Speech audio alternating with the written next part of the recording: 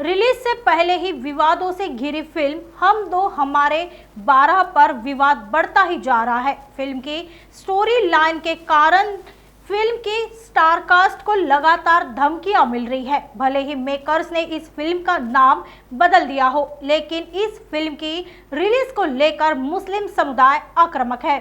Film हम दो हमारे 12 के विरोध में आज नासिक में पूर्व नगर सेवक मुशीर सैयद के कार्यालय में रजा अकादमी के प्रमुख सईद नूरी और मालेगांव के डॉक्टर रईस के साथ साथ महाराष्ट्र के अधिकारियों मुस्लिम मौलवियों की उपस्थिति में बैठक आयोजित की गई। फिल्म में मुस्लिम समुदाय की महिलाओं को बदनाम करने वाले और जानबूझकर उनकी भावनाओं को ठेस पहुंचाने वाले आपत्तिजनक दृश्य न दिखाए जाने और कुरान की आयत की गलत प्रस्तुति को लेकर मुस्लिम समुदाय आक्रामक हो गया है। मुस्लिम महिलाओं को बदनाम करने वाली इस फिल्म के खिलाफ आने वाले समय में कानूनी लड़ाई और आंदोलन चलाया जाएगा।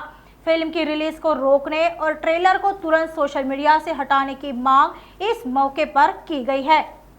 हम दो हमारे 12 अशा एक चित्रपट निर्माण करण्याचा घाट घातला गेलेला आहे आणि या चित्रपटाद्वारे इस्लाम धर्माला बदनाम करण्याचं काम करण्यात आलेलं आहे।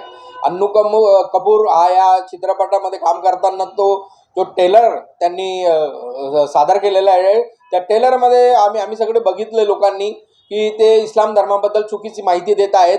इस्लाम धर्मामध्ये महिलांना सन्मानच नाही आहे, महिलांना हीन वागणूक दिली जाते असा त्यांचा संदेश देण्यात त्यांच्याकडून प्रयत्न होत आहे।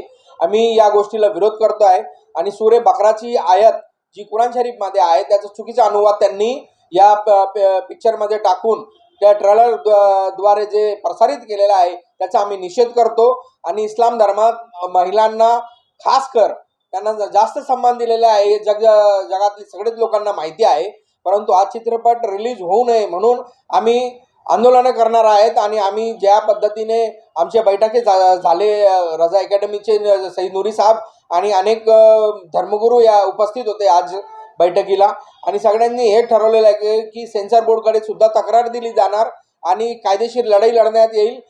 पिक्चर रिलीज करू नये भारत सरकारला मी आवाहन करतो, कारण हा पिक्चर रिलीज झाल्यानंतर आणखी काही वाद आणि या देशामध्ये आपल्या खासकर महाराष्ट्रामध्ये त्याचा विपरीत परिणाम घडू शकतो।